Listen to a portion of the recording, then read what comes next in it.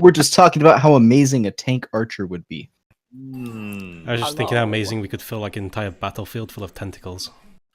Oh, What did I walk into? I thought you were here? more about Yeah, the it's a bad slime time. scene, not the tentacle scene, Deathbox. Well, you know, I'm open-minded. That's always good. It's So, very what did nice you to guys actually walk think? into that. It's freaking amazing, yo! Like, Is it a good first pass? Did we spend some time doing the right thing on the Yes, action side of 100%. stuff? All Yeah. my worries are gone. I mean, it's a bit rugged still, but you know, from what we can see, massive improvement. In fact, just drop tab targeting altogether, we're good. Unbelievable. I think it's good enough that the system will allow you to kind of gear yourself in one direction. I think that- $500 well There was spent. no like spell highlighting, so like I don't know, it's like fluid. I think my favorite part was the lack of quick time bars. Unbelievable. I like the way it looks and feels, or it seems like it's going to feel. Good. I mean, not a like, big I fan think of this is like that. something that a lot of people in the industry currently want. They want something a bit more newer, modern, and that's it, you know? So refinements, improvements, and you've pretty much got a winner there. What else did you guys think?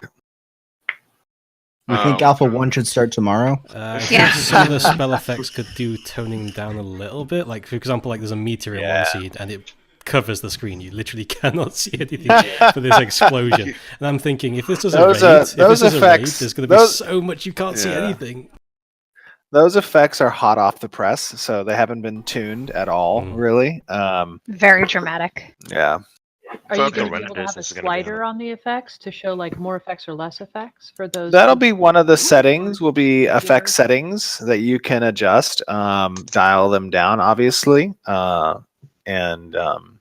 You know, there's different, what we call, I guess, channels to those effects, right? Different layers by which they kind of build off of. And the setting will allow you to adjust those layers. Okay. You should partner with NVIDIA to get some physics on it.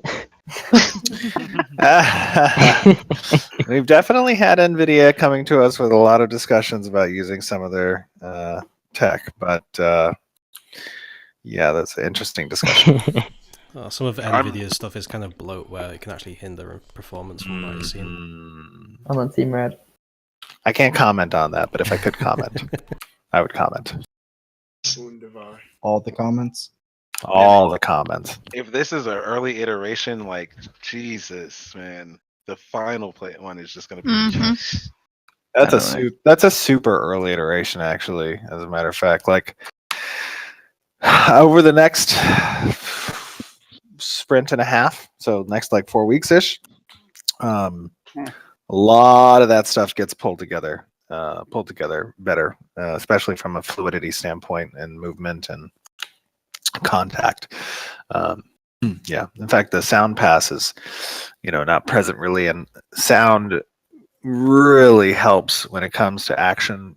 The feeling of contact with an individual, like hitting a target, dodging, that kind of stuff is really important. So once that sound pass gets put in, I think it'll help a lot. Out of interest, is it soft targeting or using some sort of hitbox registry for different parts of the body? It's using a hitbox registry that it divides into 3 separate locations from the upper body, lower body, and head. Right now we're using a multiplier against those different hitbox locations. So damage against the head obviously is going to do more. And then additionally, it matches the model mesh exactly on the hitbox. So it's a 1-to-1 ratio on the body mesh. Will there Holy be shit, that makes me like a third person to first person zooming functionality?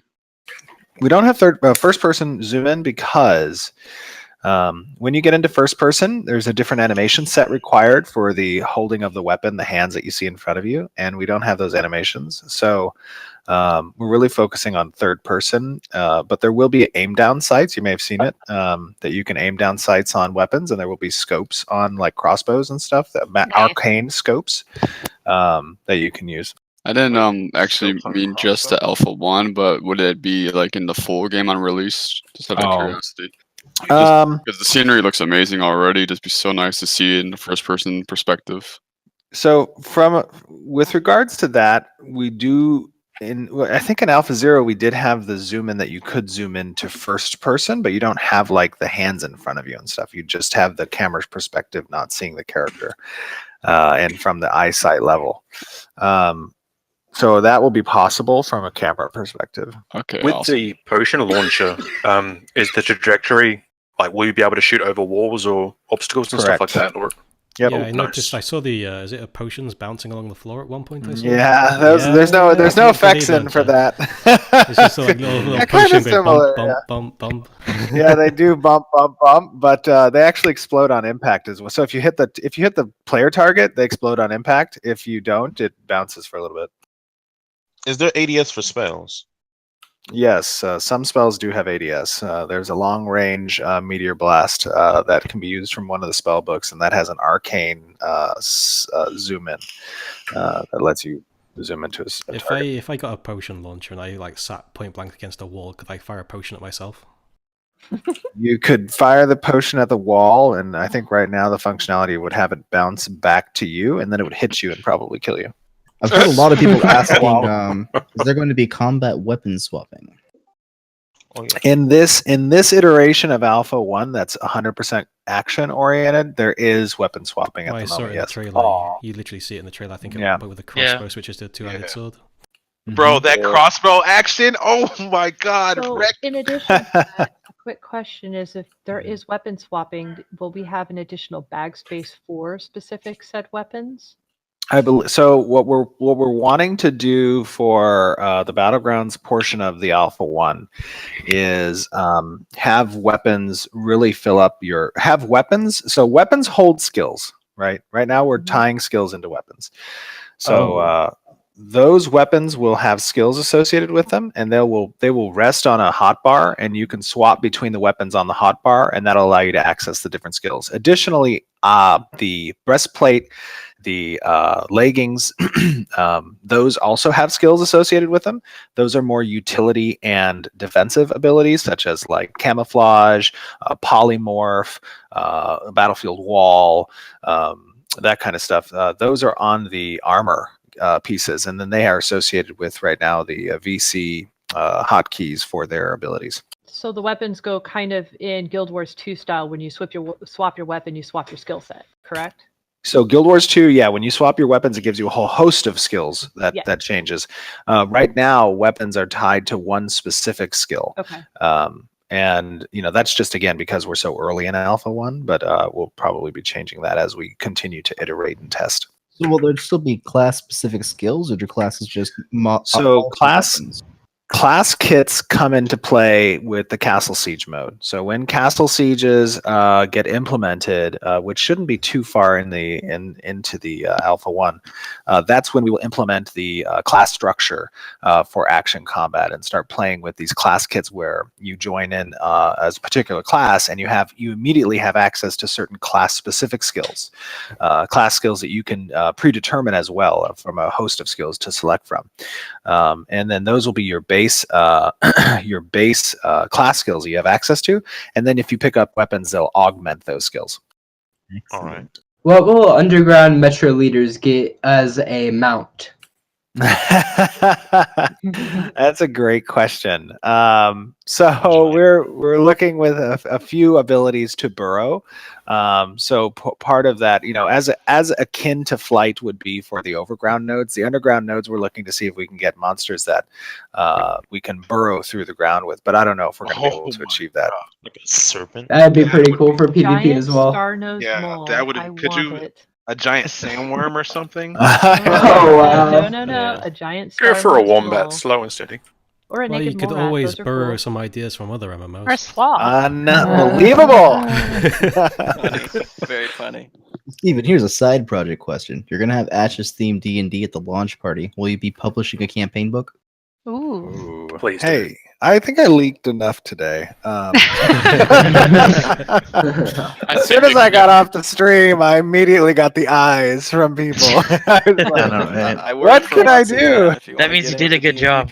Yeah. Yo, tell Yeah, you you're should just tell excited. your team like you did this. This was wonderful. This is everything and more that everybody could ask for. So they Thanks, should guys. not be You know, worried about anything. The team was pretty happy. I mean, obviously they watched the stream when it was happening, and they read the comments, and they were ecstatic to see the reception. It was. That's awesome. I will be totally transparent. Like, I was a little nervous, I think, beforehand, because when you build up to show progress, hearing the reception is something you're obviously going to be a little nervous about. But we were pretty happy to see everybody's response was very positive.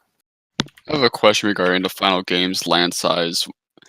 When you factor that in, the multiple levels of like normal land, underground, and like I think we're going to be like underwater in this aspect as well.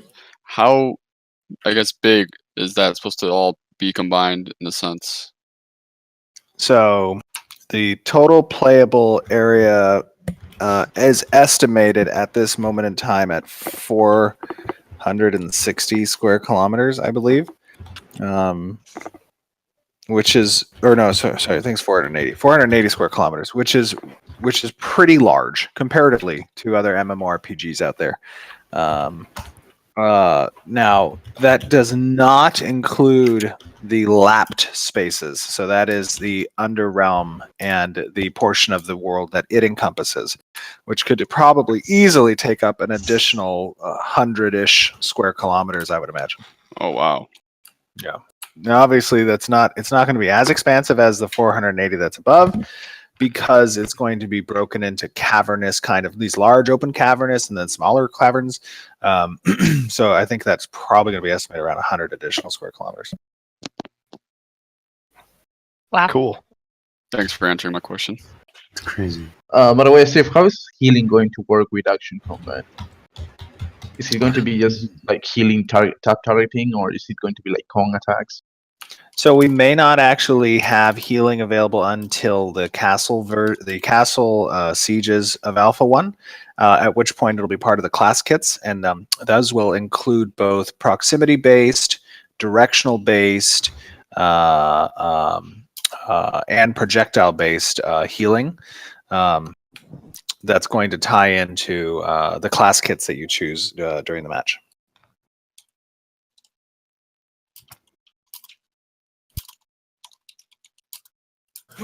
As your node expands and becomes more intelligent, will you ever be able to travel to like space or have space wars or anything?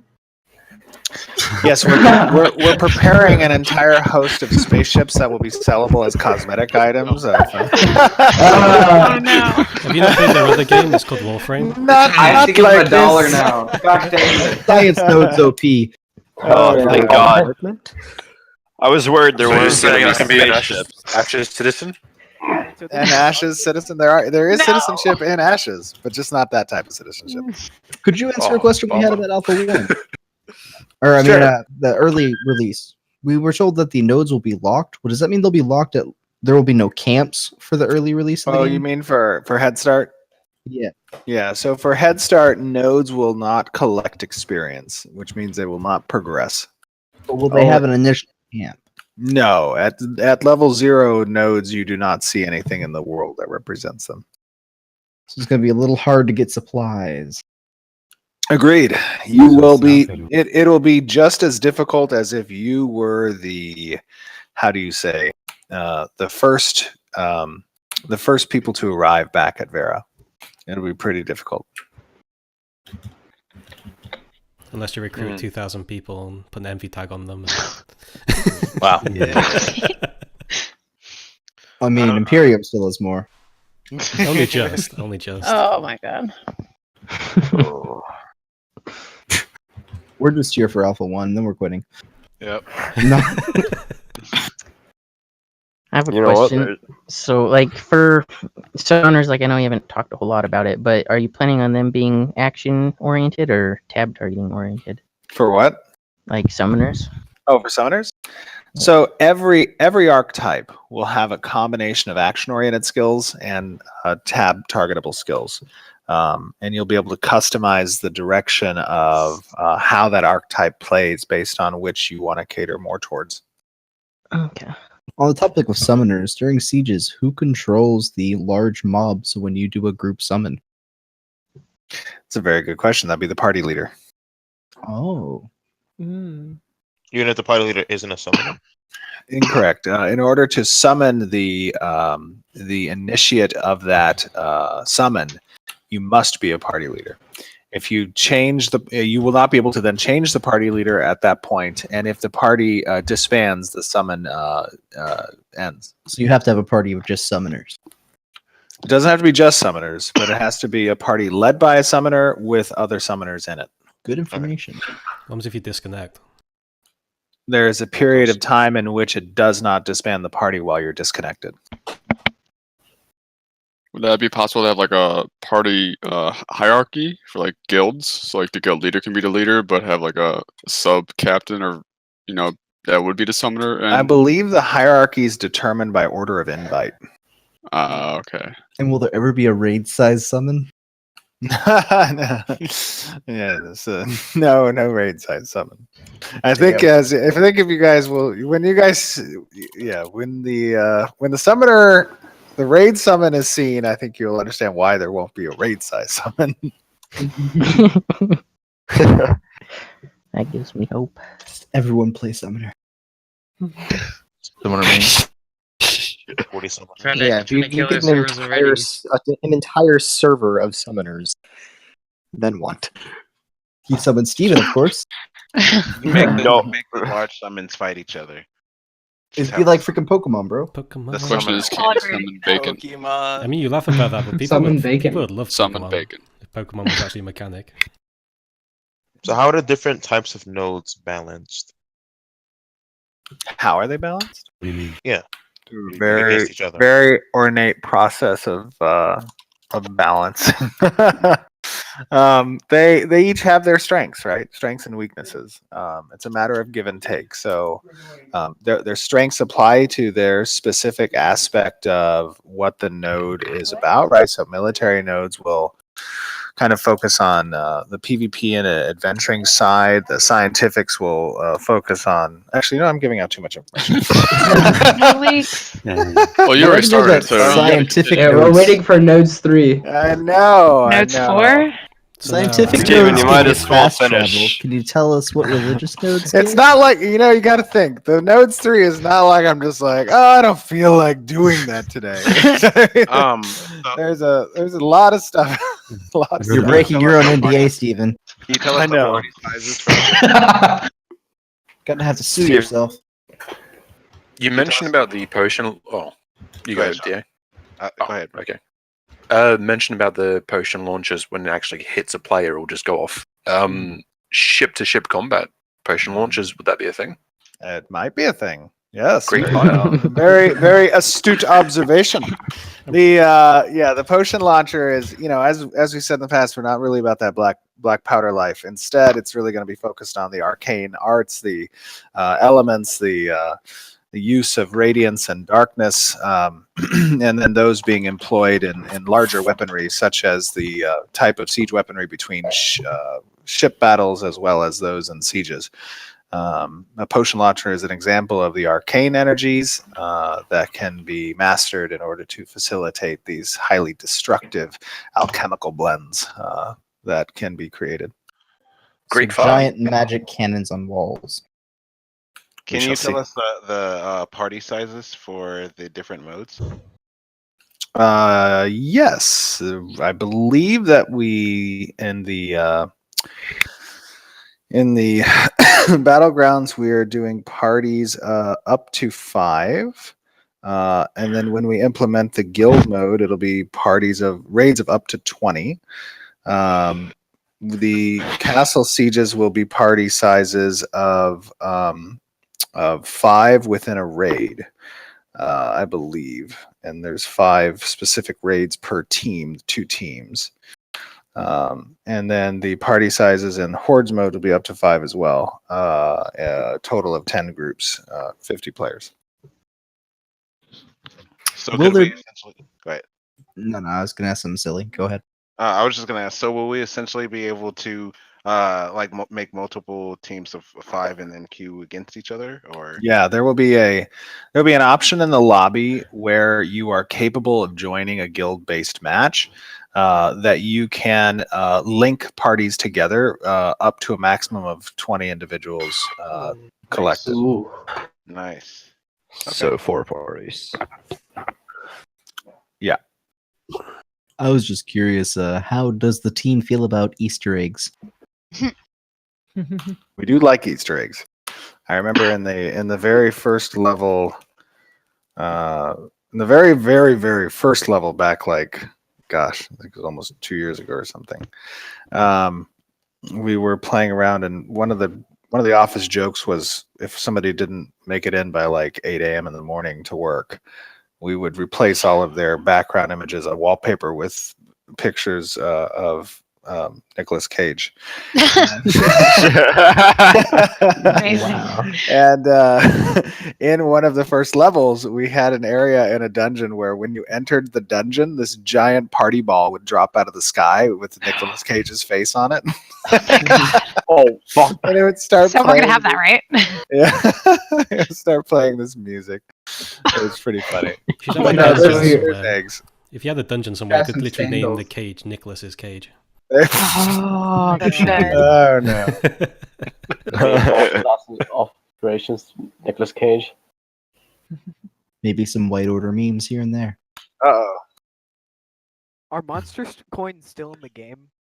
Yes, monster coins are in the game. How are those balanced? Well, I don't think those are really about balance, right? I mean, we're not balancing the coin itself. What you do is you have an encounter that gets initiated, and that encounter is run by the AI.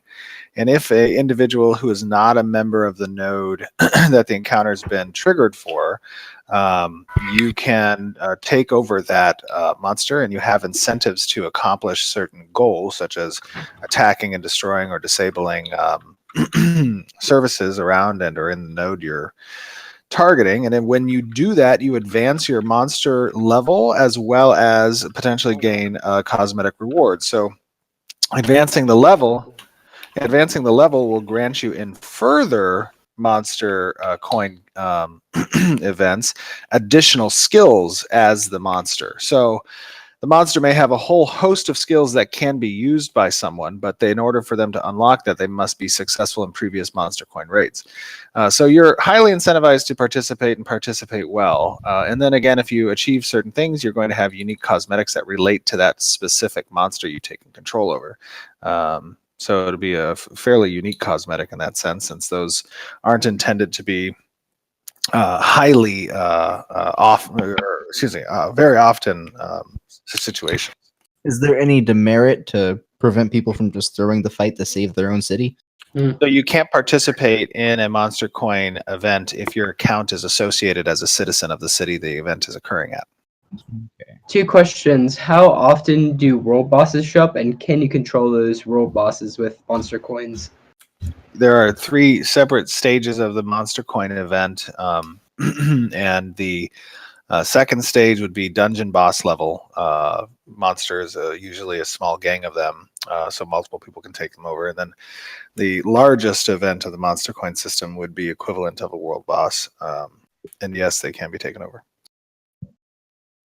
Will there be random slot machine giveaway craps like in most other game?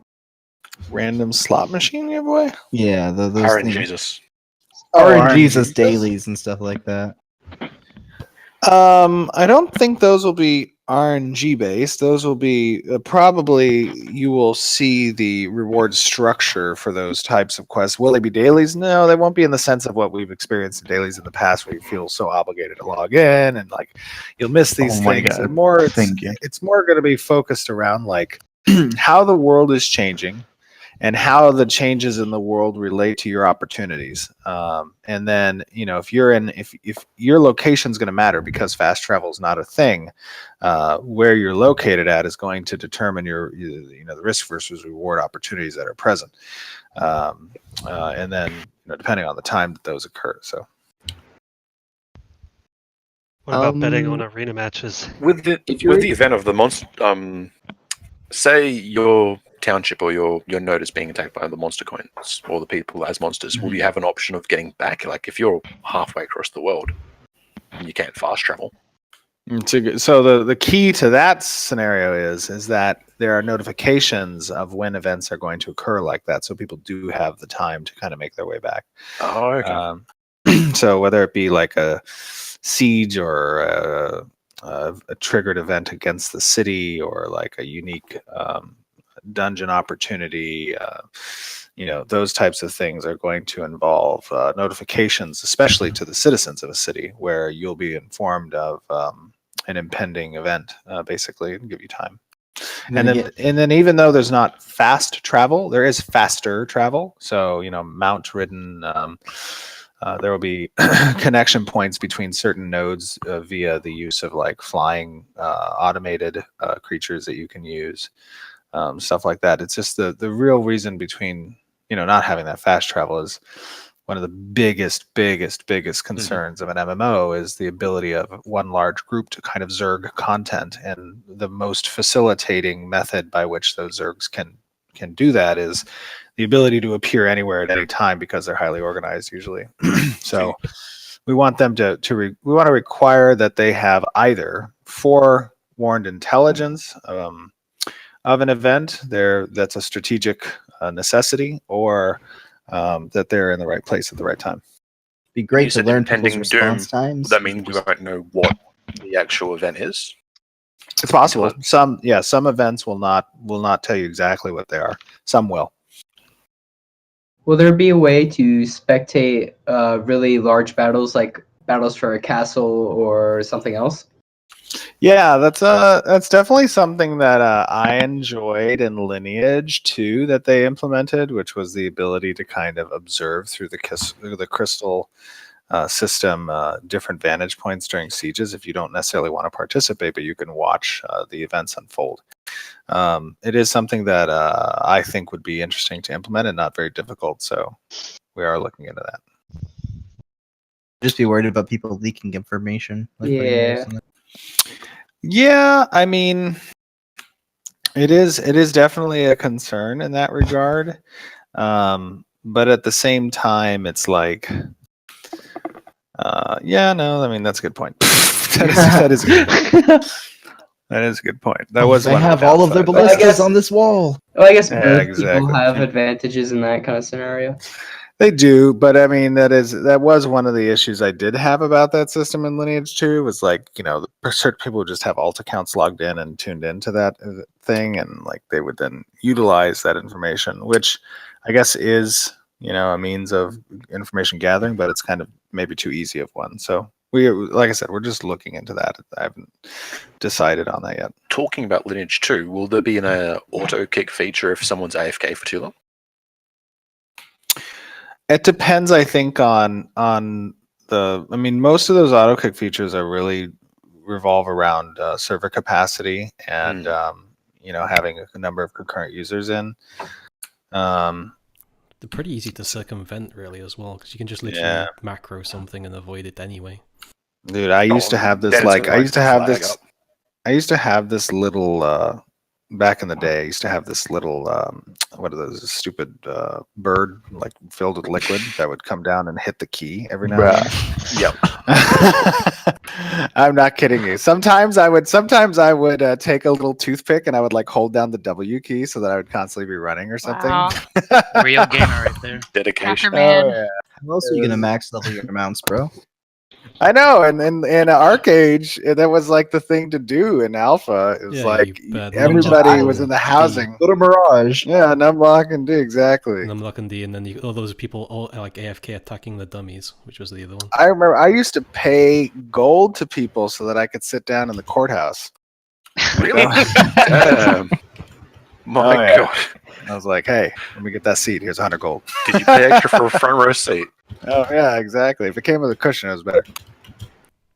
Did you ever play? Did you ever play? What's it called? Darkfall. They had this thing called the Blood Wall, and you'd see like just hundreds of players just lying up against this wall, and there'd be like thousands of players hitting them, and you're just like, what the hell is going on here? But basically, what they were doing is they're leveling up their defense skill by being hit, and the people attacking them are leveling up their attack skill. Oh no, that's solid game design. All you right would there. walk past the city and you just hear these screams of people being whipped and lashed all day. That is funny. You remember Bushi from Alpha? Do you think there'll be situations like that? Bushi? Oh, Bushi. Weren't they the pirate people in Alpha?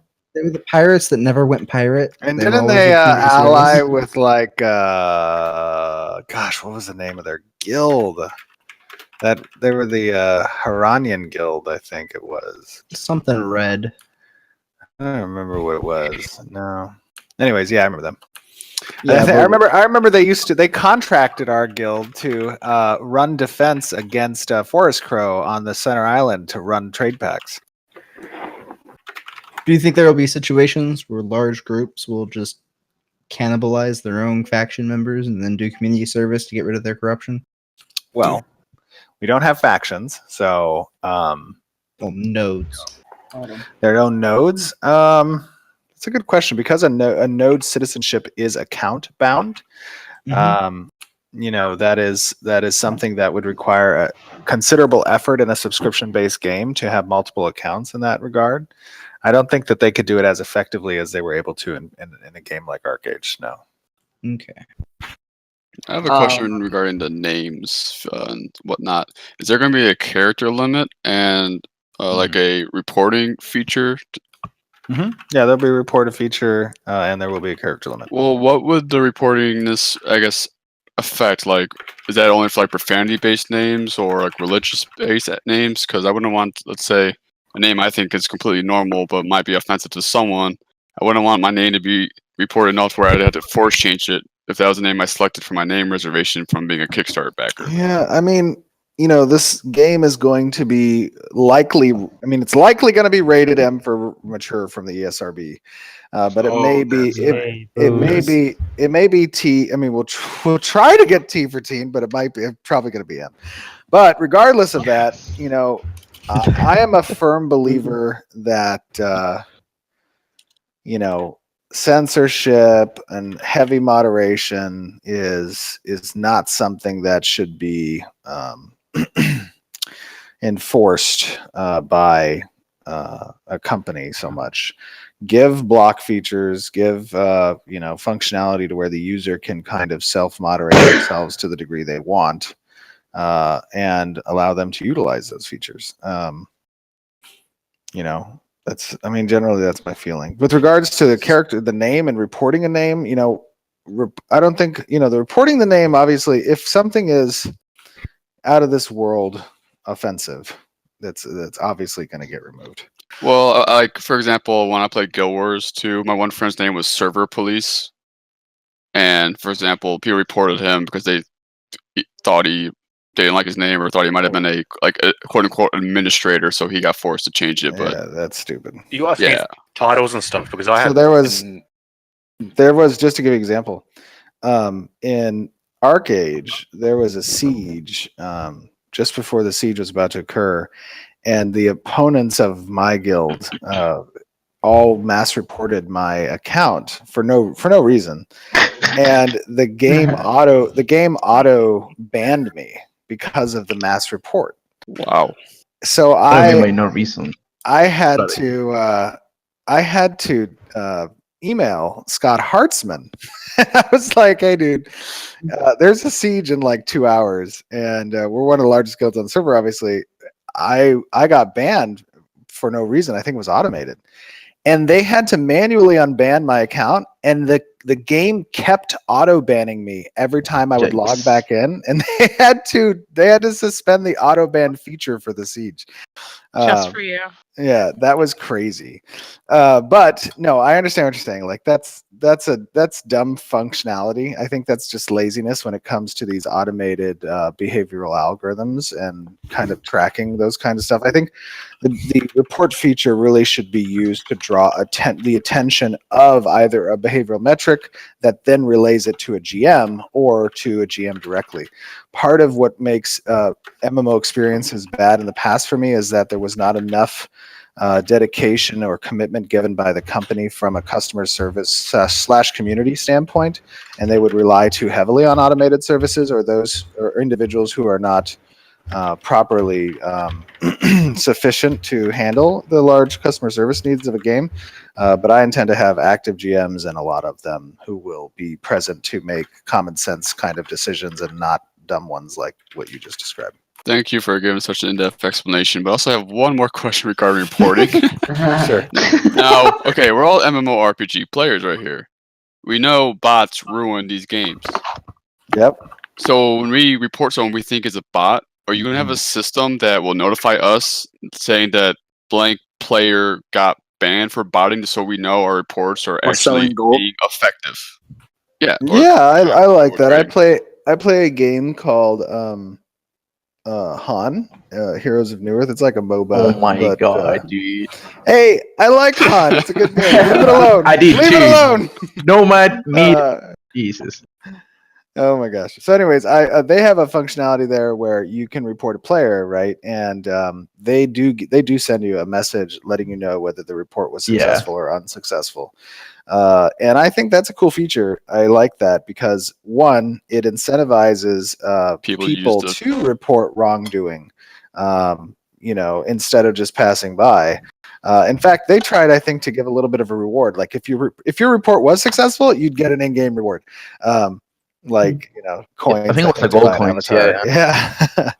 I thought that was pretty cool. I did always like Arc Ages before they got rid of it, to where you could report someone. If enough people reported them, you could kill them. Yeah. They had to talk to a guard, or they would. They had to go talk to the magistrate, the judge. Yeah.